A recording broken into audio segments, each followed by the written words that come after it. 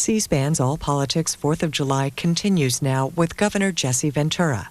The Minnesota governor won election as a member of the Reform Party in 1998 before becoming an independent last year.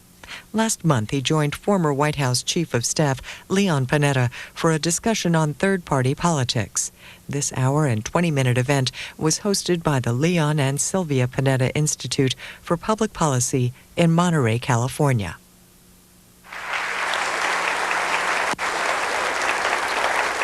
Good evening. Thank you. Good evening, ladies and gentlemen, and welcome again to the Panetta Lecture Series. We welcome you to this fourth and final forum of the lecture series that we have had this year, and it's been a great one on the presidency. It's presented by the Panetta Institute for Public Policy and California State University, Monterey Bay. And we are happy that you could join us this evening here in my hometown of Monterey, here at the Steinbeck Forum of the Monterey Conference Center. The overall theme of our lecture series since we began it 3 years ago is preparing for the 21st century. And as you know, we talked about governing our democracy, we talked about the impact of technology on our times, and the focus this year has been on the presidency, because surely the election of the very first president of this new century will tell us a great deal about the future. We've discussed during this lecture series the presidential race with John Sununu and Bill Press. We've discussed covering the candidates with Sam Donaldson and Bill Plant, running for the presidency with two candidates who actually ran nationwide for the presidency and the vice presidency, Lamar Alexander and Geraldine Ferraro. And tonight we focus on the role of third-party candidates, and I'll bet we focus on a lot more. Today, there are more and more voters who are registering independent, and they are registering independent at record numbers even here in the state of California. There's a great concern about whether or not the two main parties are simply into raising money and into message politics. Straight talk and honesty are what many voters are seeking. Can a third-party candidate win or just be a spoiler? What's the role of the internet in impacting on a political race and on a third-party candidate?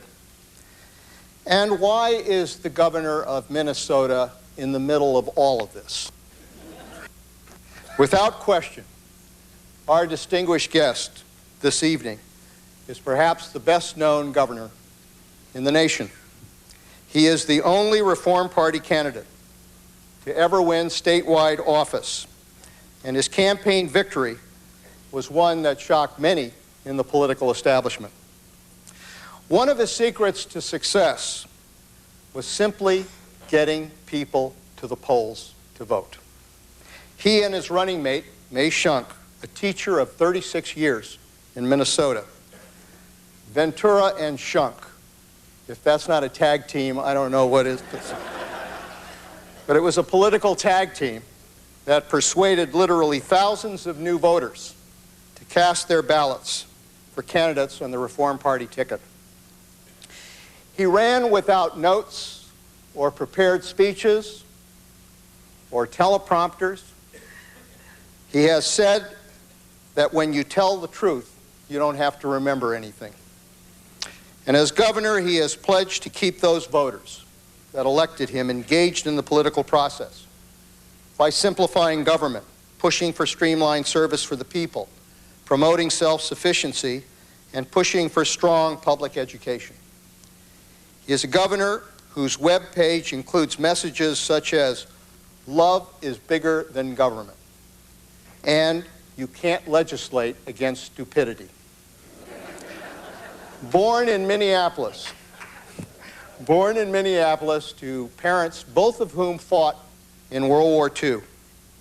He became a Navy SEAL, a professional wrestler, an actor, and a broadcaster. When Disney canceled a TV series that he was to star in, he went back to Minnesota and he ran for mayor of the 6th largest city in Minnesota because of a threatened destruction of a valued and treasured wetland. And then, of course, he ran for governor in 1998 and ran successfully. I had the opportunity to play golf with him, Clint Eastwood, and Ted Ballesteri, and of course myself. The good, the bad, the ugly, and the uglier. And I'm not talking about our looks, I'm talking about our game. But I can assure you that his game was great. My mother did not raise a fool. And so, ladies and gentlemen,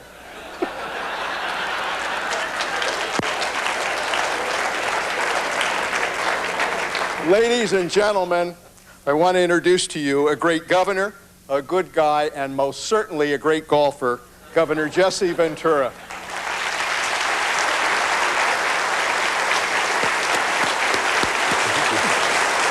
Thank you.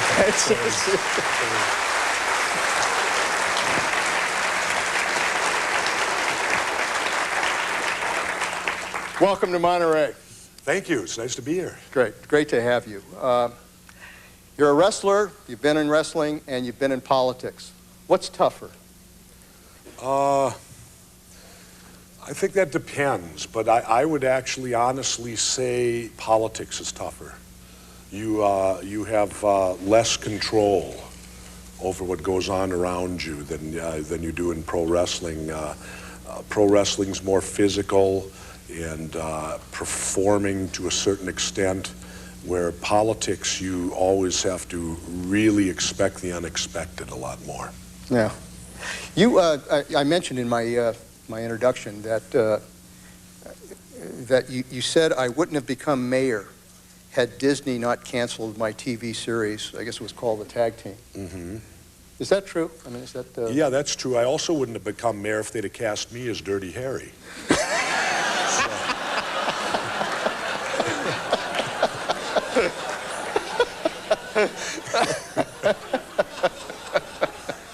And I can do the lines. Dina, you want the lines? Okay. Well, I'm getting the no from. You said no. Getting back to the question, yeah, absolutely. What had happened, Leon, was we had done a pilot for Disney, and it had been bought up as a mid-season replacement for 7 episodes, and I had temporarily moved to Los Angeles in the fall, and we were to begin shooting the next morning in Venice, the first of 7 episodes, and my agent called me at 5 o'clock in the evening and said, "Are you sitting down?" And I said, "I just come back from the gym." And I said, "Do I need to be?" He said, "I think you might." And I said, "What's going on?" He said, "You just got canceled." And I said, "How can that be? They spent $2 million on the set, and I have a call sheet that says 7 a.m. And, but it was true. They had pulled the plug on it. So the nice thing was, and Clint will know these, I had a player pay, which you want those. That way, if it doesn't happen, you get paid. So you still got paid? I got paid, but it was frustrating money because you'd prefer to fail on your own. Yeah. If you're going to fail. And so subsequently it didn't happen. I went back home to Minnesota and ended up running for mayor of Brooklyn Park and was successful. And I served as mayor from 91 to 95. You said also that you were destined to run for mayor and you were destined to run for governor. Do you believe in destiny? I do, in a certain way, because certain things have happened in my life that are kind of unexplainable as to how they happen.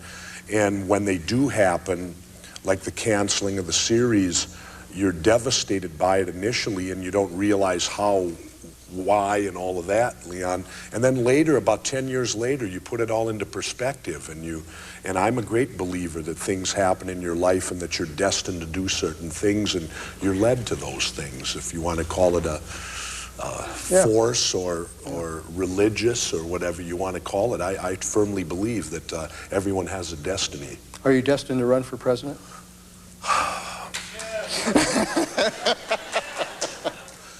Not by my choice. I don't know. You know, I've been approached so often, and it's humbling. experience to have someone ask you that. I don't know. At this point in time, no. But one can't answer for 2 years from now, 4 years from now, or 10 years from now.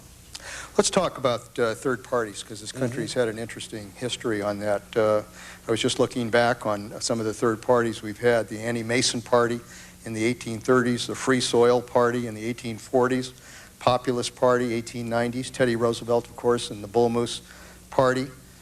Robert La Follette, Henry Wallace, Strom Thurmond, George Wallace, John Schmitz, John Anderson, Ross Perot, Pat Buchanan, obviously, Ralph Nader. Nobody has gotten over 100 electoral votes. Perot got 18% of the vote, but he got no electoral votes when he ran.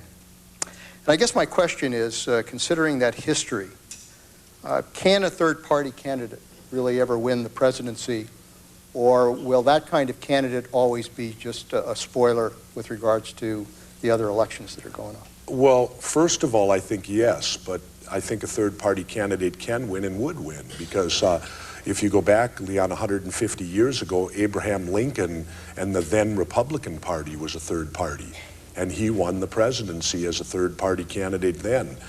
I think today it's very difficult on a number of reasons. First of all, at least in my party, the Independence Party, and formerly the Reform Party when I was aligned nationally to it, we don't accept special interest money, we don't accept PAC money, so it makes it very difficult to compete on the monetary end of an election, because today it just seems like the more money you have, the more successful you ultimately sometimes can be. And I say sometimes because my election proved different.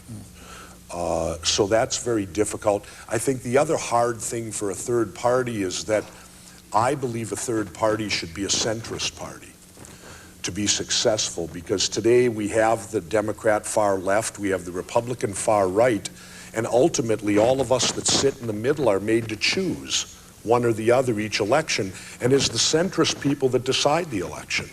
Because your hardcore Democrats are going to vote Democrat, your hardcore Republican are going to vote Republican, and where those people go in the middle determine the election. And I think when you get a solid centrist candidate, like I assume I was in Minnesota, you can prevail and you can win. But our problem is, it's kind of a bad connotation with third party, but you always seem, when a third party movement starts, you seem to get a lot of real fringe elements come into it. And you get some way out candidates, some real far out, and not what I would call centrist candidates. And that's the trouble you deal with as a third party. You obviously ran as a Reform Party candidate, and there was a sense that the Reform Party was clearly on the move because you were getting a high profile. And then suddenly things started to unravel. What the hell happened? That's a good question. I think what happened was simply, and I commend Ross Perot in 1992, he did a remarkable thing. He got, actually in Minnesota, I think he got 23 or 24% of the vote up there. Because we, of course, in Minnesota lead the way for the nation. What Minnesota does, everyone else follows. And so he did very well in Minnesota and in 92. And then in 96, I was one of the supporters who was going to support former Governor Dick Lamb of Colorado to be our presidential candidate. And unfortunately, at the National Convention in the 11th hour, the parole forces came in and cut his feet out from underneath him, and Mr. Perot ran again, which I felt was a mistake.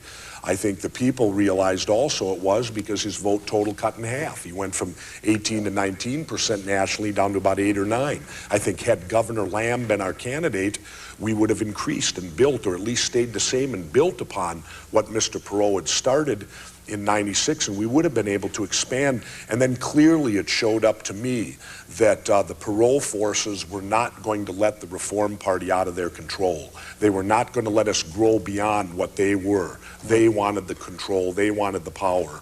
And the rest of us, it was a top-down. And Leon, I don't think you create a party from the top down. Initially it's nice, But ultimately, I believe you have to have a grassroots movement of, where no election is unimportant, be it city council, a county commissioner, school board, state legislator, whatever it might be. A party needs to win those foundation elections and then build itself up nationally. And it just seemed there was no support. In fact, there wasn't any support for that from the National Reform Party. They were completely top down. But now you've got Pat Buchanan, who's likely to take over. Don't say me. I'm not there anymore.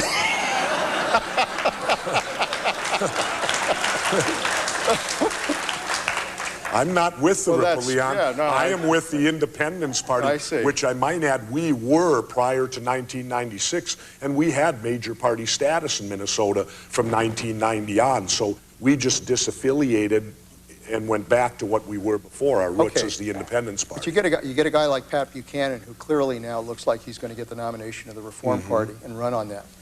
Could Ross Perot stop him? Could you stop him from getting that nomination? I couldn't now because I'm not in the party, and because you have to want to be president, I think, and want to run for it, as you well know. Could Perot? I think that Perot always lurks out there, and that I would never discount that he wouldn't come in at the 11th hour and do to Buchanan what he did to Lamb. Now, maybe that can't happen because the party itself nationally and the delegation and the delegates, the way it's formed, is so loose that really what Buchanan's doing is almost like a corporate hostile takeover. If you bring in enough of your people, they all get to be part of the voting body, and you simply outnumber the other delegates and win. And that's what Mr. Buchanan's doing right now. It's really a hostile takeover of a national party. And certainly not centrist. No, that's right. That's right. And I think it seems to me it impacts on the credibility of a third-party movement when you have people like, Pat Buchanan, who's going to lead that charge. Well, I think Pat Buchanan personally is farther right than the Republicans have ever been. That's right. And I might be wrong because I'm not an expert on the Republican Party necessarily, but I don't think you can win being farther on the wings. The only way you're going to win as third party, in my opinion, is to be centrist, or what I call the common sense middle. Yeah. Well, let's assume the election is tomorrow. And the election is going to be George Bush representing the Republican Party, Al Gore representing the Democratic Party. You probably have Pat Buchanan, Ralph Nader, and I guess maybe a few others. Who do you, Jesse Ventura, vote for? Do they have none of the above?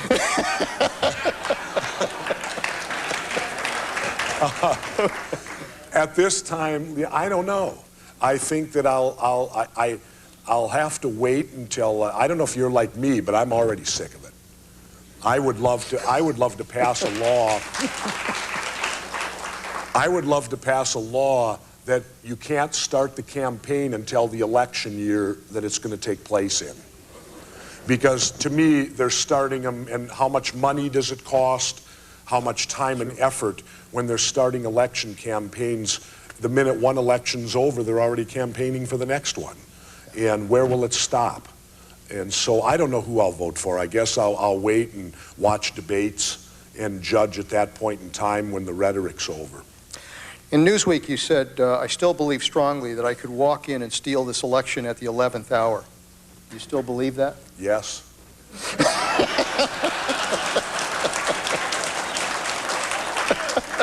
and I don't say that as an ego thing or that I'm the one to do it, because I'm not going to do it.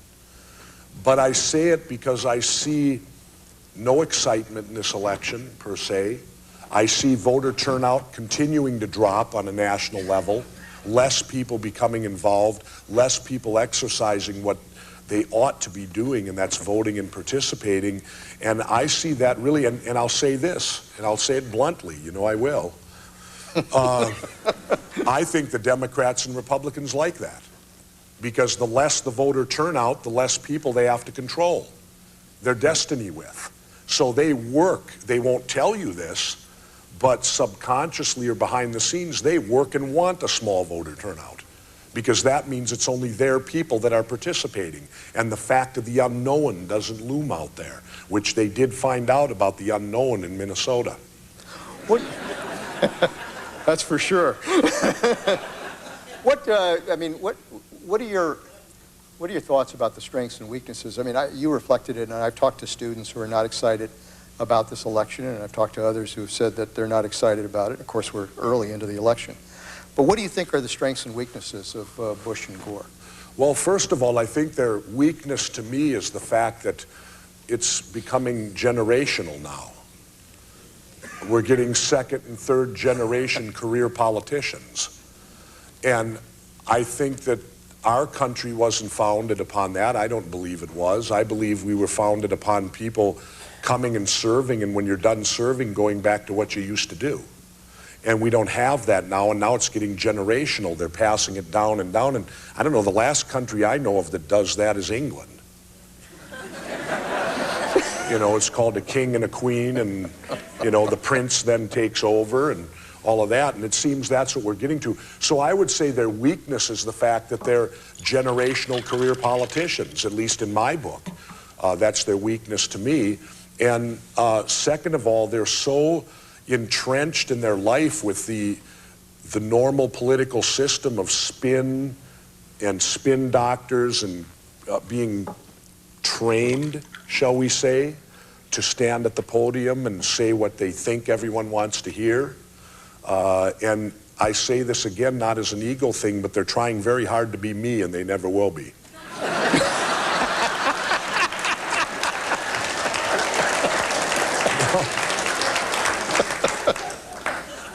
Well, what if Bush or Gore came up to you and said, Jesse, I really need you to be my vice president? Would you consider it? Well, first of all, I got a feeling the sun was not going to come up in the east tomorrow for that to happen. I'm not a Democrat, I'm not a Republican, and I highly doubt their two parties would allow them to go out and pick someone like me to be set a heartbeat away. Because what would happen if one of them, something happened to him tragically? That puts me in charge then. And I'm not a Democrat or Republican.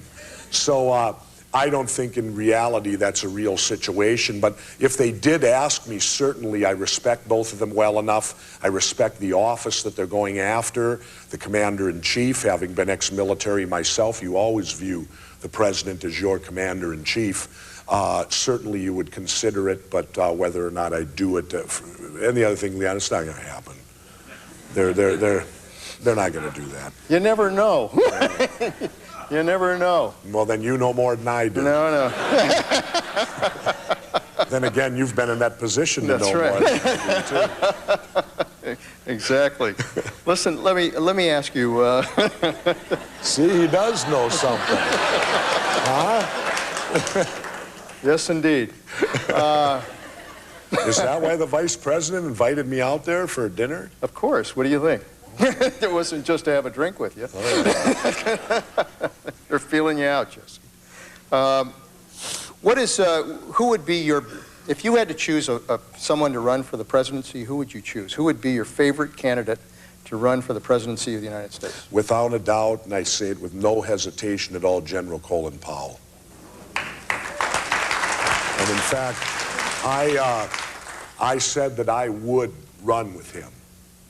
That if he asked me and he chose to run for president, that I would be honored to stand by him as his vice president. I would break all my promises and do so. So that tells you how important he is to me. I'd lie for him.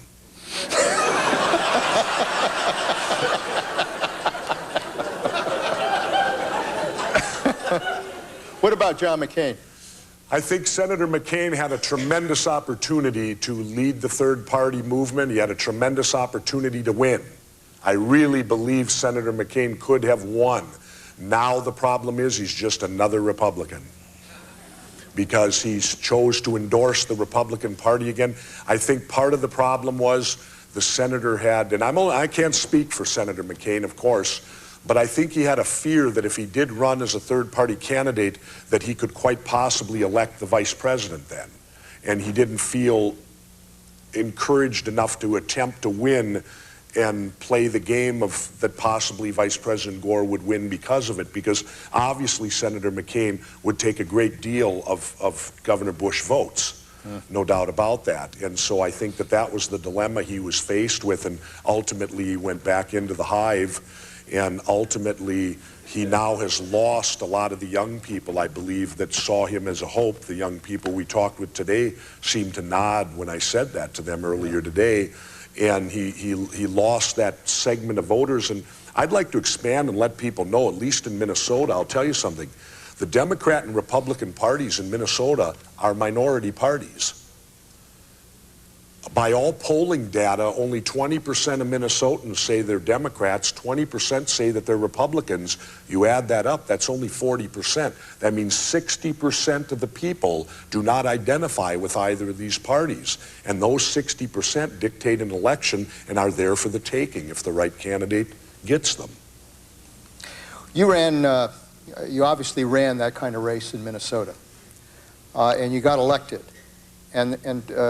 I guess you've told me this, but it's like that scene from The Candidate after the movie The Candidate. When Robert Redford got elected, he suddenly turned to his campaign manager and said, "What the hell do I do now?" And I suspect, well, you've said it, that you pretty much did the same thing. You had a split legislature between the Democrats and the Republicans. You had really no base of support in the sense that you didn't have a traditional party to fall back on as far as looking for people to join the government and your cabinet. How do you govern as an independent?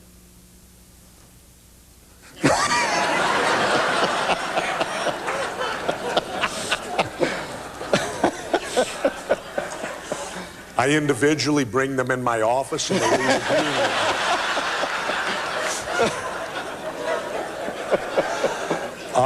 No, on a serious note, I look at being a centrist as a common sense. And if you really look at what happens, like in Minnesota, we have a situation, the House is Republican, the Senate is Democrat. Well, they're going to be out on the wing. I'll be here in the middle. It'll take them 3 to 4 months of session before they eventually compromise and end up where I'm at. In the center? Yeah. And then I just explained to the people that please excuse them. It took them a little longer to get there. You know, when you have 201 of them, it takes a while. Do you know we have a larger, and I pushed hard for unicameral in Minnesota, one house. We in Minnesota have a larger legislature than you do here in California. And yet our population is only 4.5 million. We have 201 House and Senate members. You were pushing for unicameral legislature? And I'm going even beyond that next year. Next year it's going to be one House, one session. Well, and you're laughing, but I learned this session. They're supposed to do budget one year, capital bonding the other year. They've forgotten to separate them. They do both in both years. Because they did both this year, it cost the state of Minnesota 6% growth in the state budget. Because we were on a biannual budget that over 2 years had a 10% growth. Because of this year, it's now up to 16.5%. And so what I learned from that is if you want to save money, your tax dollars, keep them out of there. They cannot come in and not spend money. The only way is keep them out. Tell the audience the story about Franklin, your dog, and how you were able to get him to come. Well, last year we were in, of course, the biannual budget. You go through you get elected. It's tough. You get elected in November, and then when you figure out what are we going to do now, you have to move forward. But I had to put a transition staff together, and then within a matter of 6 to 7 weeks, produce the most important document to the state of Minnesota, which is the biannual budget, which in our state we're not as big as California, but we're about $24 to $25 million. And then, of course, the legislature comes in and they tear apart your budget. They micromanage you, you know, and all that, 201 chefs with the broth. And what happened was, while they're doing all that, we had to have a meeting at the governor's residence, and I was downstairs meeting with the Speaker of the House and the Senate Majority Leader, and their assistants were upstairs, and I have a beautiful bulldog. And so in the library of the governor's residence, the assistants were up there. I locked the bulldog in there with them. And in a matter of about a half hour, they fully agreed to anything I wanted. What he didn't mention is that the dog had a problem with gas.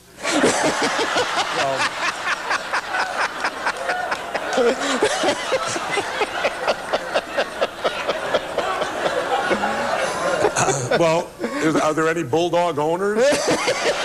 Yeah, she'll concur then. If she has a bulldog, she knows. See, she's nodding her head. She understands completely.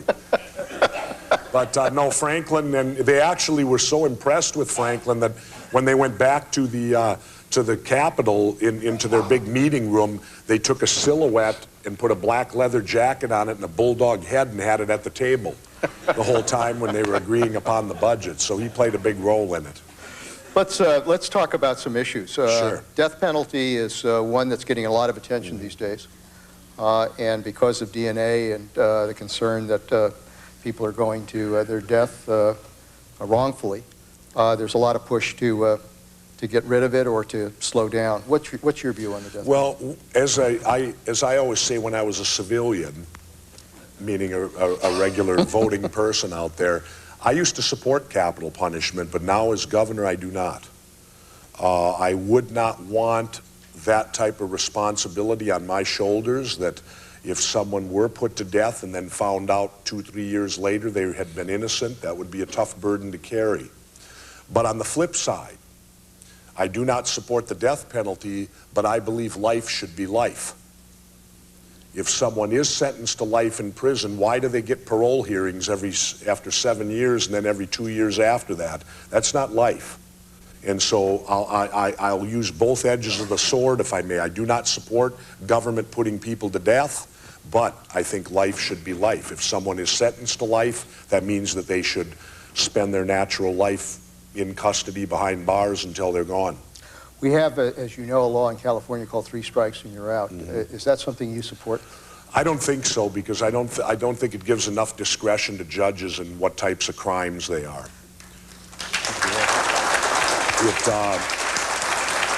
That's mighty harsh for someone who simply wants to act stupid and do drugs. I mean, if they want to harm themselves, my opinion is that's their business, as long as they don't harm anyone else. But in the 3 strike situation, you could have people incarcerated for the rest of their life and really have not committed a crime against anyone but themselves. You've also supported, I guess, what you call the decriminalization of both drugs and prostitution. That's true. Why? Because I think the war on drugs is a miserable failure. I think that if you're going to... It's very simple, really. If you're going to fight a war on drugs, you have to stop the demand, not the supply. We fight it on the supply side, and in this country, if you have enough money, you can buy anything. And so you've got to stop the demand of it. Case in point, I sit on the pardon board along with the Attorney General and the head of the Supreme Court, and we had a first-degree murderer who wanted his sentence commuted. And we didn't, but we get the background of the person. And this person, now imagine this situation. This person's in jail or in prison for first-degree murder. So that means he's locked up 24 hours a day, supervised 24 hours a day. Yet in prison, he had 21 violations for marijuana possession. Now, I turned to the Supreme Court Justice and said, how do they expect us, if a guy can get it 21 times in prison, where he's watched 24 hours a day, how are we supposed to stop it out on what's supposed to be free streets in American society? I said, that's, you know, and I think it's a lot like drunk driving. If he only got caught 21 times, that means he probably did it 200. The 21 were just the times he got caught. And so I'm puzzled over the fact that if someone can procure marijuana as a first-degree murderer locked up in prison, how on earth can we stop it out here without taking away all our rights and freedoms? What about prostitution? Prostitution's unique because, you know, they call it the oldest profession, and I find it interesting because is it only because the government doesn't get a cut that it's illegal? And I say that in the aspect that sex goes on all the time. It's just in prostitution there's an exchange of money. And is it the money that makes it illegal or the sex? That's the question you have to ask yourself. And it appears to me it's the money that makes it illegal. And so I don't promote, naturally I'm not sitting here saying people should grow up and be prostitutes, but I don't believe that we should incarcerate people for that.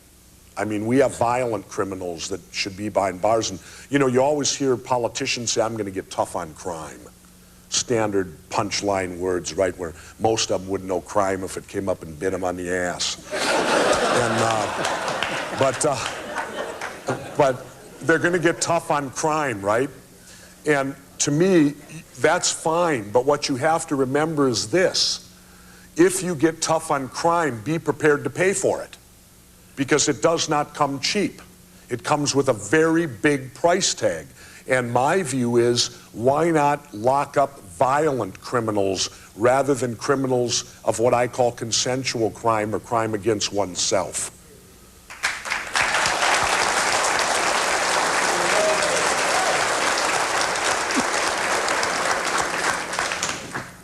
Religion. You have had some interesting quotes about religion. As a sham or as a crutch for... Well, I think, Leon, first thing, I never realized so many religious people read Playboy.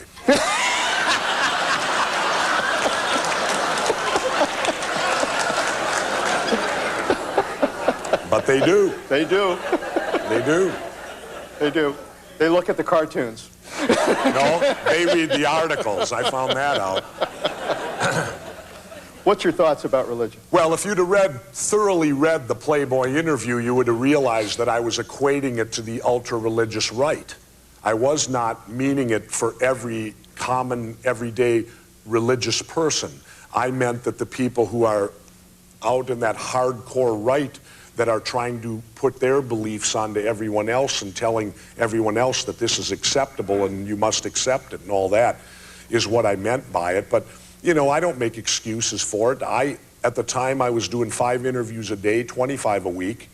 And if you multiply that out, that's quite a few interviews, and I'm human. I'm going to make mistakes. And when you say things and you say them much like we are here, like a coffee table discussion, it isn't quite as harsh as when it's put into print. Yeah. And then it gets even more harsh when they take Playboy and put it on the front page of the daily newspaper. You know, had only Playboy readers read it, it would have been much ado about nothing, probably. But when they put it on the front page, and the thing that bothered me was that Geraldine Ferrara and Gary Bauer called me a bigot. And I went home that day and decided to, you know, bigot isn't a nice sounding word. And I went home that day to look it up in the dictionary to see what this was that they were calling me. And I found out that it didn't apply to me because the dictionary says a bigot is one who is only tolerant of one's own religion. And I'm tolerant of all. I don't care what people, you know, I'm socially liberal, fiscally conservative, socially liberal, and I'm tolerant. I don't care what people want to believe. That's their business.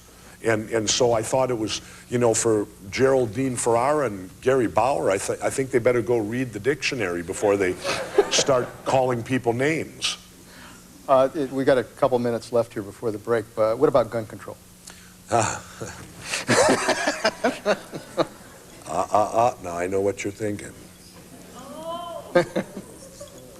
Did I shoot 6 or? Oh, never mind. See, Dana, I told you I'd get it in. Do you want my definition of gun control? Of course. My definition is being able to stand at 25 meters and put 2 rounds in the same hole.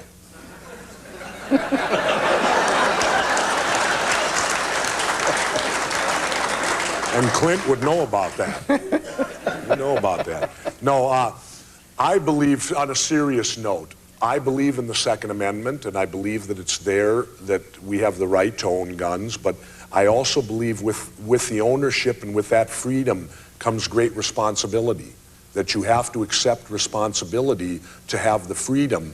And I believe that anyone that owns a gun should be highly trained and qualified to use it, which means not just being able to go purchase them, but be qualified and trained and go through a course so you understand what the weapon does and that you're comfortable in the use of that weapon.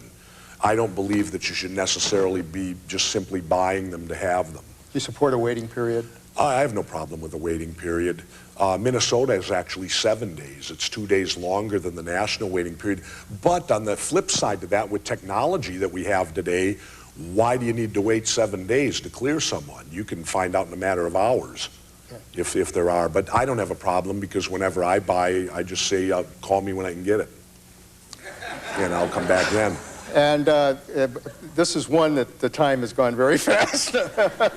We are now at the end of the first part. We'll have your questions and hopefully your answers, as you've seen, in the second part. So let's take a 10-minute break, and we'll be back with you for the second part of the show.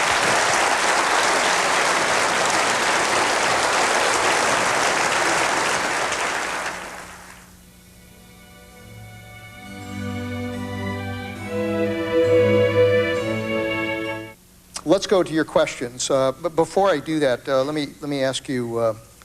You're obviously someone who gives honest answers to questions, and that's been your key to success, because people are comfortable with that. Has it taken a price in the sense that you've said some controversial things about things like drugs and prostitution, religion, and you get hit over the head? Do you think twice now before you give an honest answer to a question? Well, if that was the case, I wouldn't be here tonight.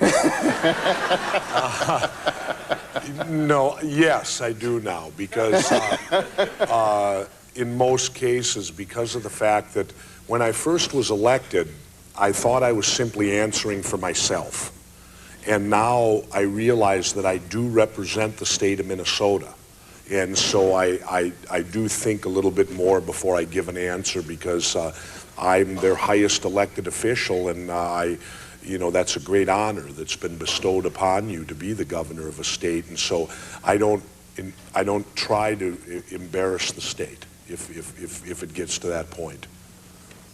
You talked about, this is an area that I was very interested in, about the First Lady and the responsibility. This is the First Lady, and what you recommended at the time when you became governor. I'd appreciate if you share that with the audience. I had no idea what the First Lady's job encompassed, and so when I got elected and Terry and I first assumed the roles, and I saw that she had to leave her business and she had to do all these things for the state of Minnesota on behalf of the state of Minnesota, I came out and said that First Ladies should be paid and that this is very sexist.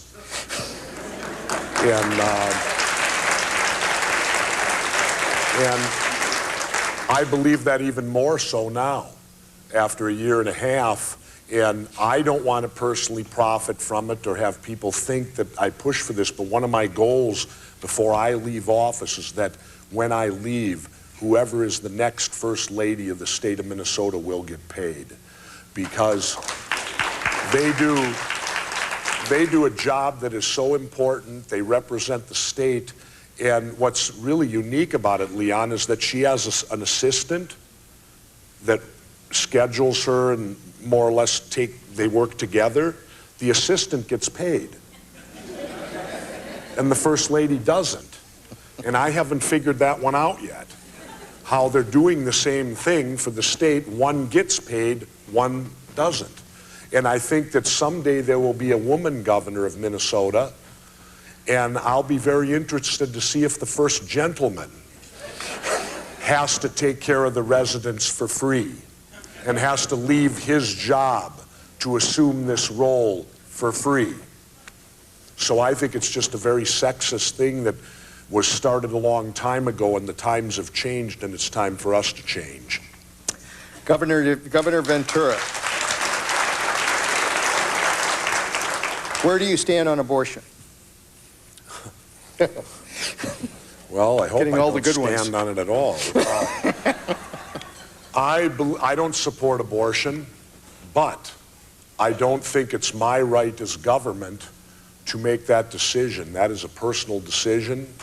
That is, and it is not the role of government to step into one's life that intimately. So I support the woman's right to choose. That's her decision between her, her beliefs, her family, her clergy, her physician, or whatever else it would involve. But I personally could never participate in an abortion. Governor Ventura, you have a lot of security around you. How do you respond to the death threats that are around you, particularly if you're having a bad day?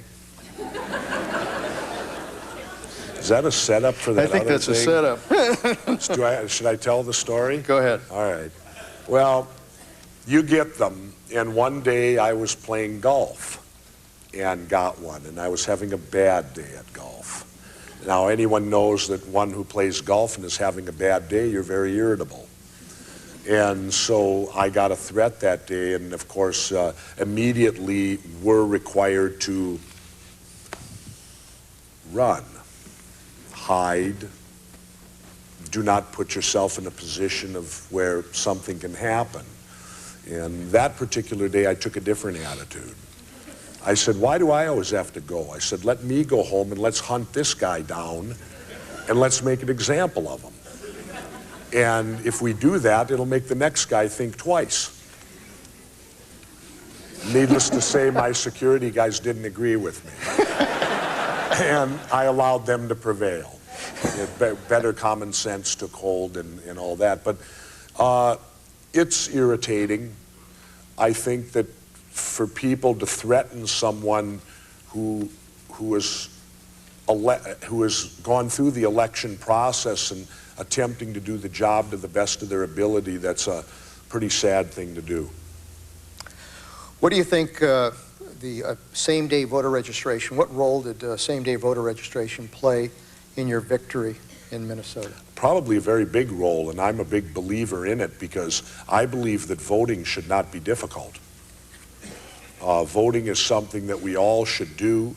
I believe that it's our duty to do so, and I don't believe you should have to jump over hurdles to accomplish it. It should be, as long as you can identify who you are, it should be very simple, and you should be able to register the same day.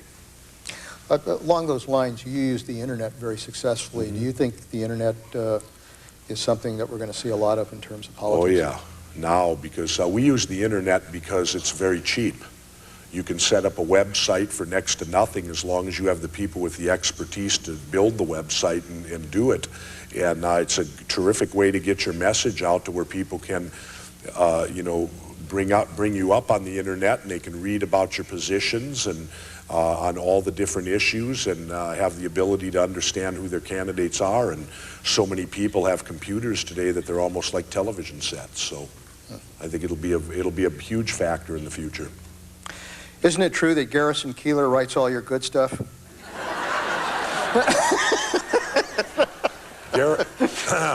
Garrison Keillor couldn't hold my jock strap.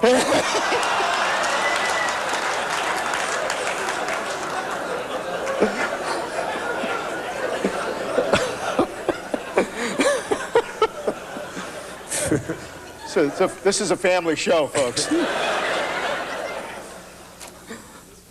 Do you believe? I don't know. You want to expand on that? I don't know whatever I did to the guy. I guess it's because I didn't support public funding for his for public radio and public television, because I'm a believer that why shouldn't they all have to compete? Why do we pick winners and losers as government? And so maybe he's irritated with me because of that. You know, he does work for a nonprofit, so I assume he doesn't make anything. He's a very poor man.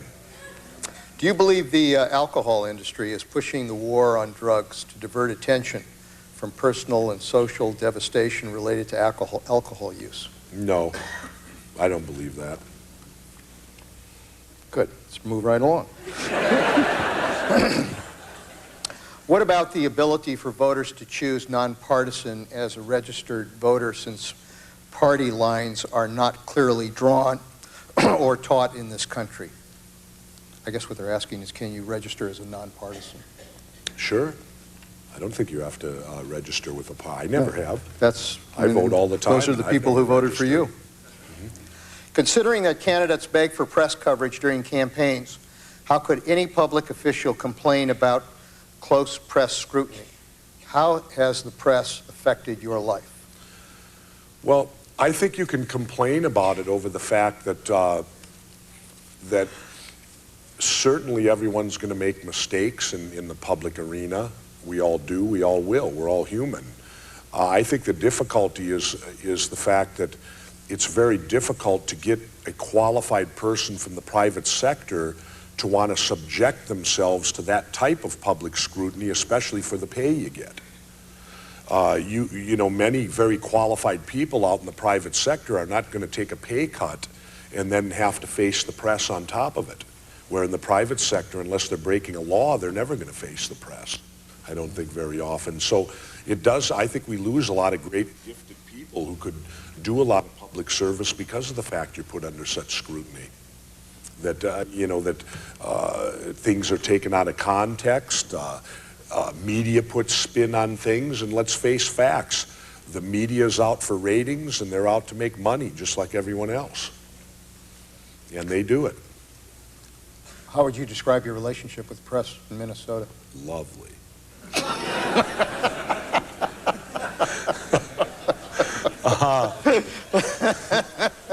We have our ups and downs at times, but and they of course disagree with me and I disagree with them, but you know, case in point, in Minnesota my first year we had a $1.3 billion surplus which we gave back.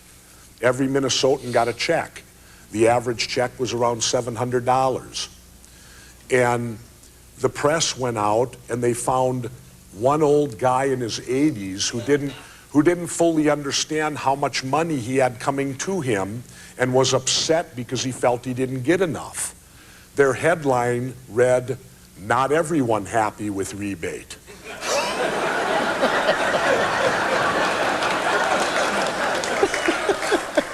I mean, one old 80-year-old guy, but that, you know, that was, and so the press, to me, too often, they, rather than simply reporting facts in the news, they're a little bit too much into the entertainment industry today.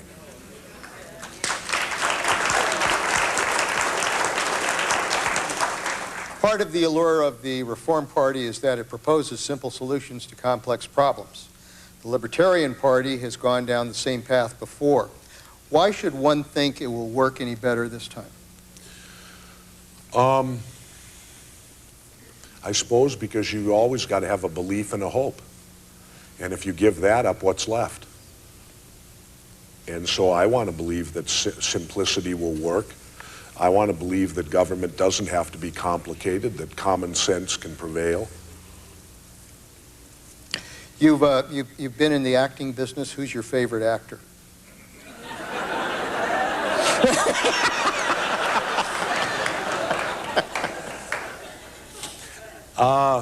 I would say this. All people who follow films, I think, during different times of their life have a handful of favorite actors. I love Robert De Niro's work and some of the things he's done. My favorite film of all time is Jaws.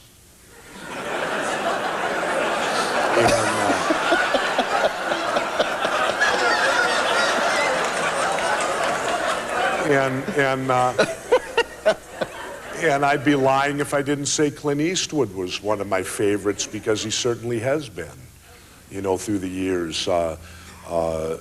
I love action. I'm not very much into, you know, the more, I'll put it this way, the First Lady and I don't see eye to eye on our film choices. Who's your favorite actress? My favorite actress? I think today Sandra Bullock would be. But I think of all time, if I were going to pick someone out, it'd be Sophia Loren. Amen.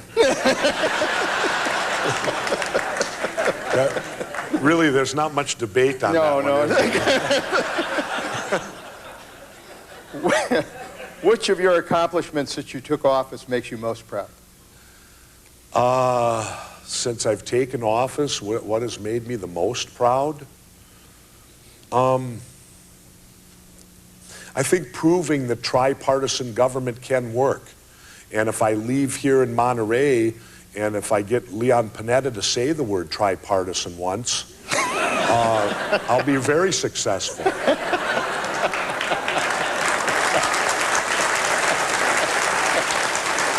And I say that only because I've heard Leon speak a couple of times now, and all I hear out of him is bipartisan. And I keep thinking, hey, you know, there's me and Governor King, Angus King, Maine. We go through that, you know, every time we go to the NGA. We finally got the national governors to say tripartisan. And so that's the word of the future. It's all right with me. As an independent president, they got you elected president here. As an independent president, how would you get your programs through the Congress, where most of the power rests with the two parties, when a lot of the things you propose seem to make both parties mad as hell?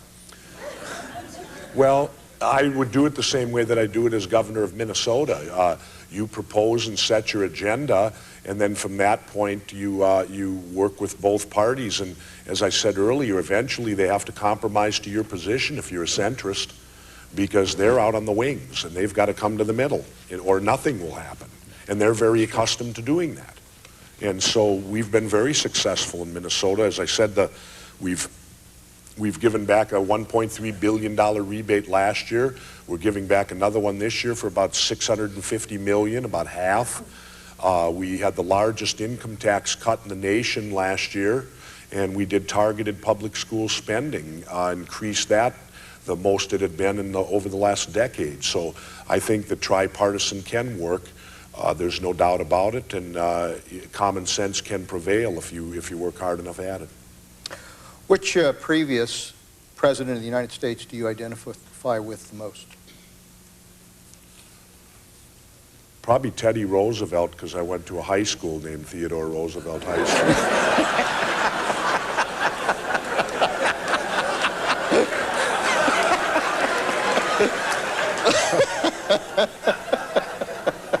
Well, you didn't say he had to be alive in my lifetime. Well, let me if I had asked that of any other politician, that's not the answer you would have gotten. That's great. What was your largest challenge that you faced since becoming governor, and how'd you handle it?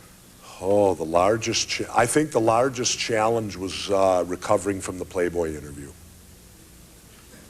Because prior to that, I had a 72% approval rating, which was the highest in Minnesota history.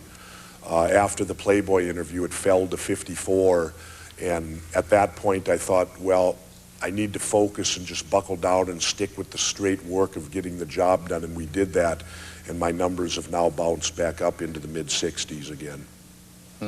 So I think that was the biggest challenge I'd faced, was recovering from a media onslaught.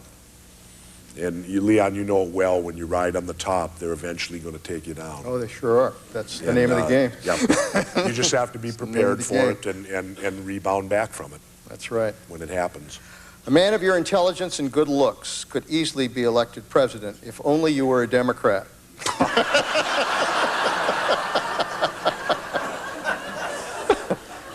But thanks anyway for the laughs. Well, I will just say this to everyone out there. Just remember one simple rule. I don't want a Democrat in the boardroom, and I don't want a Republican in the bedroom.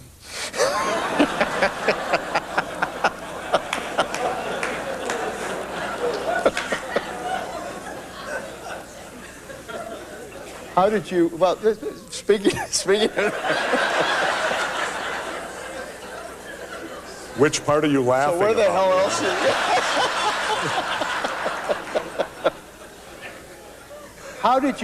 How'd you pick a cabinet if you You know, I mean, you got Republicans, Democrats, Independents. I mean, how did you, and as I said, you didn't have a party to go back to give political favors to, so how did you pick your cabinet? Well, it was interesting. We set up and did it very much like corporate America. We had volunteer headhunters, about 5 or 6, half a dozen, that do it for a living in the corporate level.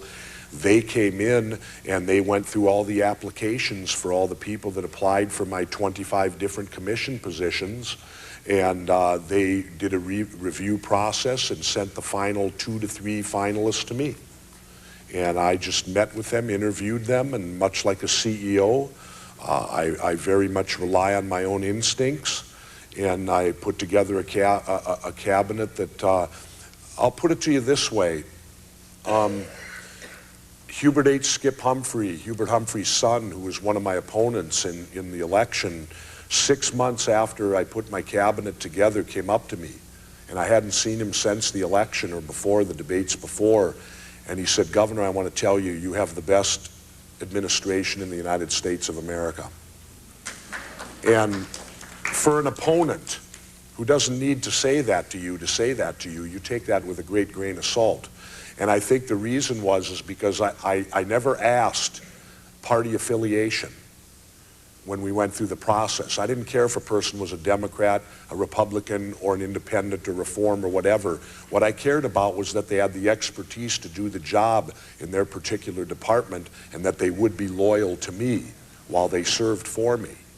And I've been equated a lot. People have told me that that was President Reagan's management style. And I believe very strongly that you put qualified, expert people in their position and then get out of their way and let them do their job. And if they do their job, I'll shine. It's true. And that's how it works very well, and that's how I operate. Do efforts to increase your personal income, book deals, etc., distract from your duties as governor? Not a bit. I do them on my own time. And let me give you an example of the double standard I face in Minnesota. I wrote my first book and took hell for it. How dare him? He's in office. He wrote a book. He did a book tour, this and that. Well, a month ago, Senator John McCain came and was on a book tour, and there wasn't one word said about it. And he's currently a senator. They're currently in session, and he had security with him. How come nothing happened, and with me, I get roasted over the fire for it? And to me, it's a case also of the fact that there were two unauthorized books written about me. There was an unauthorized NBC movie done on me, and I frankly felt I want to tell the truth and the real story. All these other people are making money off of me, and no one seems to think that's a problem, and I think that's a big problem. I want to be portrayed or have my life portrayed factually, and that NBC movie was despicable. Did they not talk to you about it? Not a bit. They just went ahead and did it. They won't seek you because they'll have to pay you. And it's much easier for them not to pay you and just go ahead and make it. And the reason I got upset about it was because they so misrepresented my mother and father in it. That when I watched it for a few minutes, and I watched how they were portraying my mom and dad, and that wasn't my mom and dad, and had I participated in it, I think they would have got a much better product. But tell us a little bit about I thought it was really interesting that your father and mother were both in World War II, and it was just fascinating that they both had distinguished service. Tell us a little bit about it. Well, my father was a sergeant in Europe, and I didn't even know it till after he died. He died in 1991 because, like a lot of veterans, they just simply talk about the good times, and they don't tell you all the bad or how tough it was. And I had no idea until he passed away, my dad. And they used to shrink down the DD-214, your discharge paper, and make it like wallet size. And he had his in his wallet, and I had never seen it before. And I had to read it with a magnifying glass because it was so small. And it turned out he had 7 bronze battle stars for participating in the Normandy invasion, Battle of the Bulge, Remagen Bridge. He fought Rommel in North Africa up through Italy and eventually into Berlin. And my mother was a nurse in North Africa, and I always knew that you know, a lot about what she did because she never ever missed an episode of MASH. When the reruns would come on at 10:30 at night, she would watch those because I think she very much related to that situation. But they both served their country. My mom was a lieutenant, my dad was a sergeant, and needless to say, when they'd have a spat, I'd hear about it. The sergeant would tell me how those lieutenants don't know nothing, and which is typical. And but they didn't meet during the war. They actually met after. And then of course, I have one brother, and my father's fatherly advice to me when we both decided to join the military, my brother first, his only advice was to join the Navy, not the Army. And he being ex-Army, I took his word for it and joined the Navy. And I never regretted it. We had a lot better food. Plus, we got beds to sleep in. Yeah, and, telling me. Let me ask you, on wrestling, is wrestling a sport or is it entertainment? Wrestling is an art form.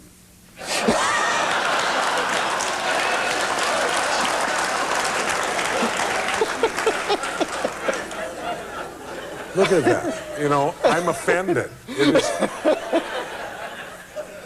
Let me explain something. I go to Minnesota Timberwolf games at halftime, right?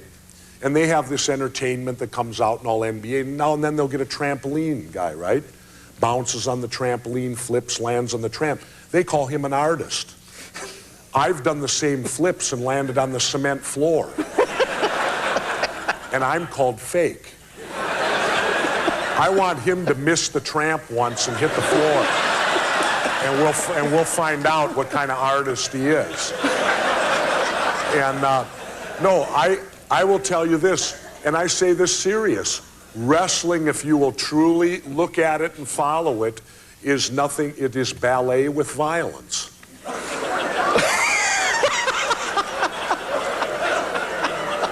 It is.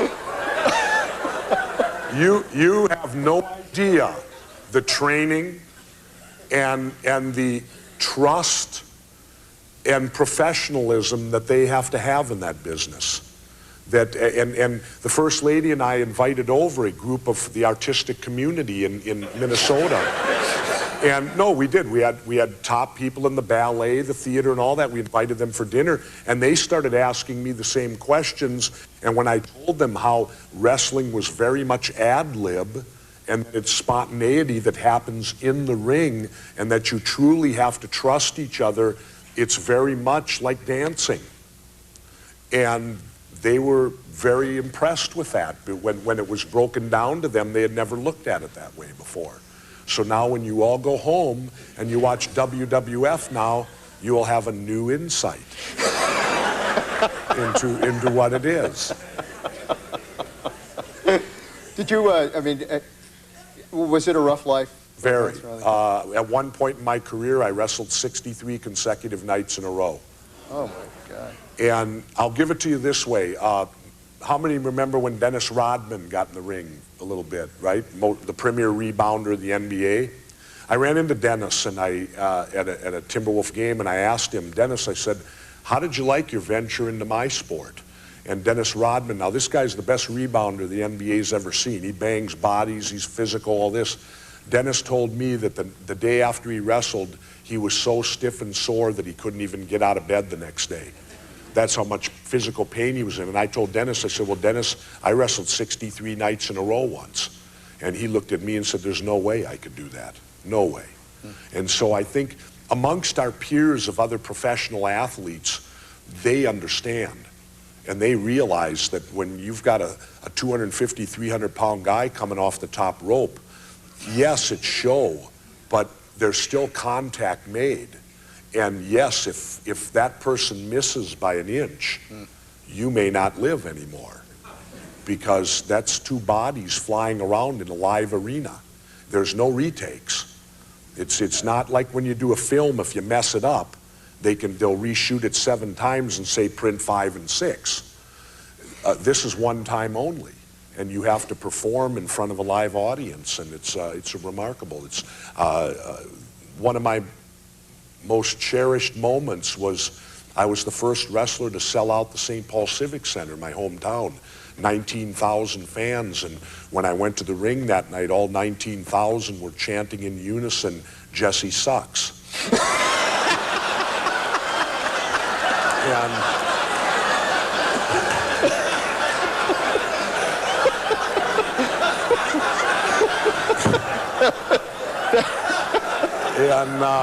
That was a term of endearment. That was a tremendous compliment. I looked out with a look of affection towards them. I threw back my bleach blonde hair. I strutted a little bit, and then I went back to it. But that was my job. My job, I was a villain. My job was to incite and aggravate people so much that they would pay their hard-earned money to come down and see me get beat. And that was my job, and I did it well. My favorite place to wrestle was Denver, Colorado. I used to average 2.5 arrests a night.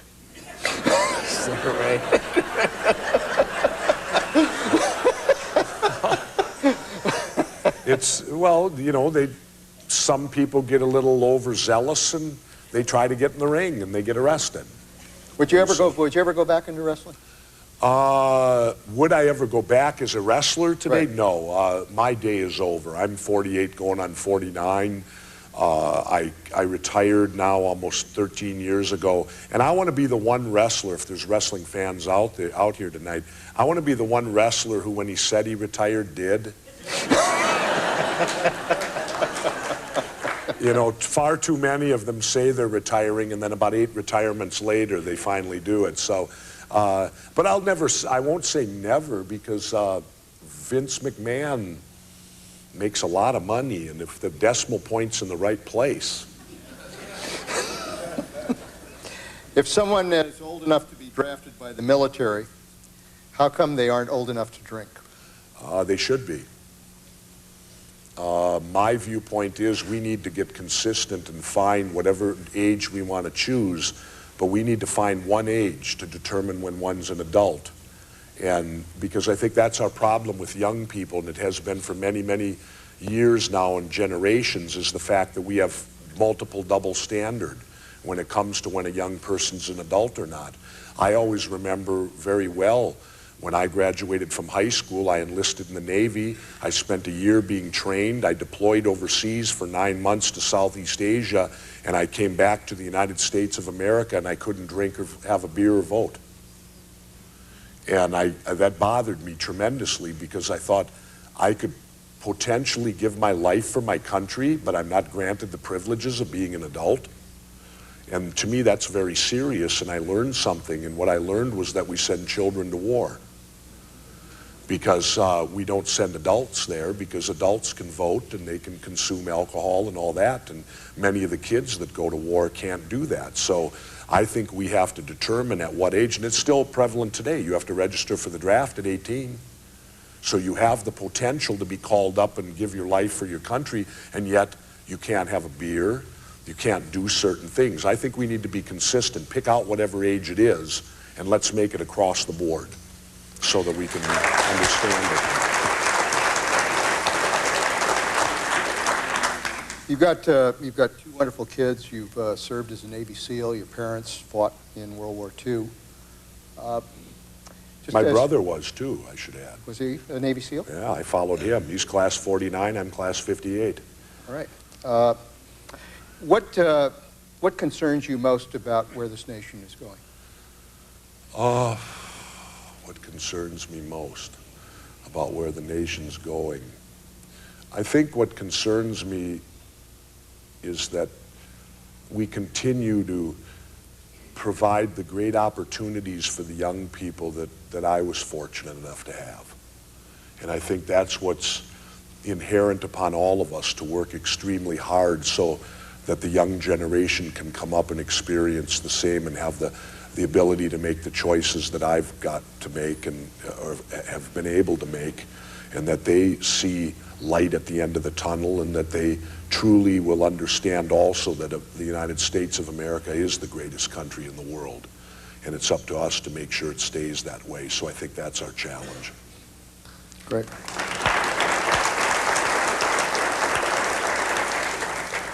What do you think of Bill Clinton? What do I think of President Clinton? Yes. I go back again, and maybe my military rears its head at times, but he is my commander-in-chief. He is the President of the United States, and I will treat him accordingly at all times.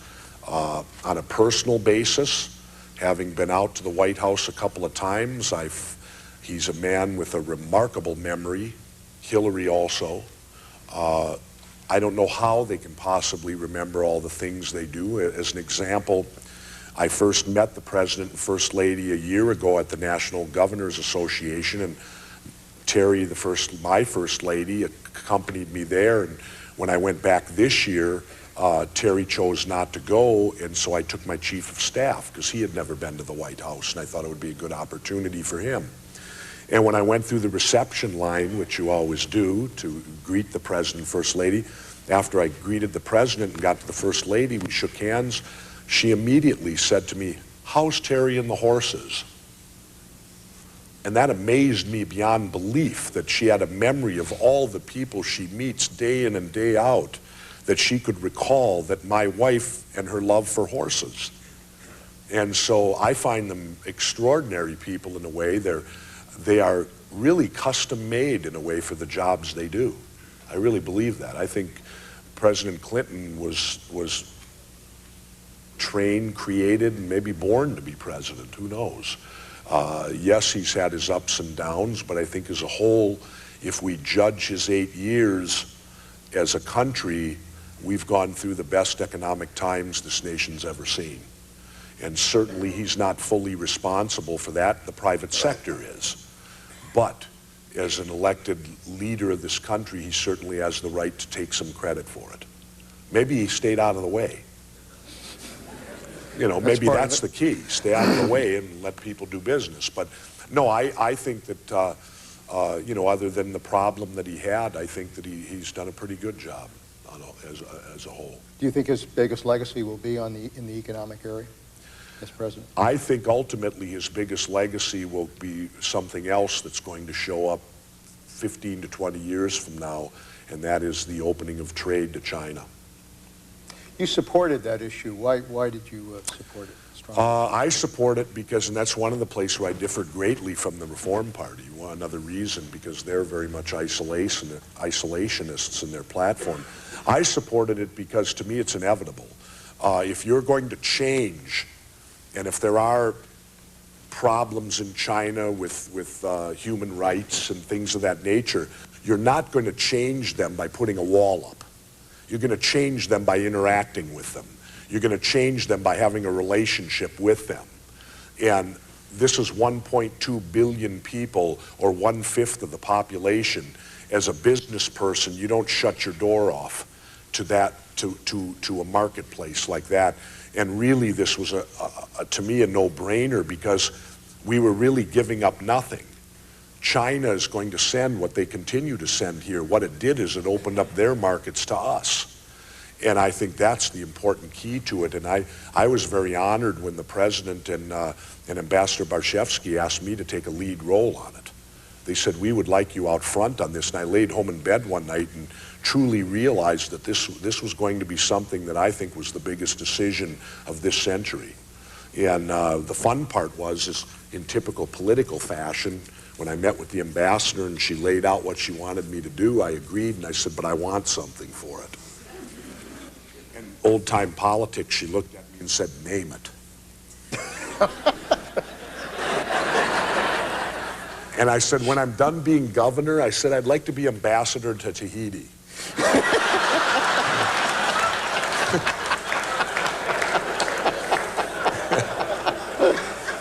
And she more or less told me that could be arranged. And I said, "That's all I want. I'll give surf reports and water temperatures and tell you, well, it's the same as last month."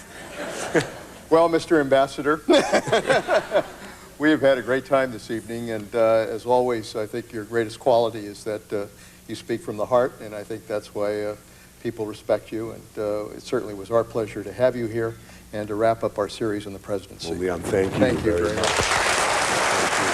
Thank you.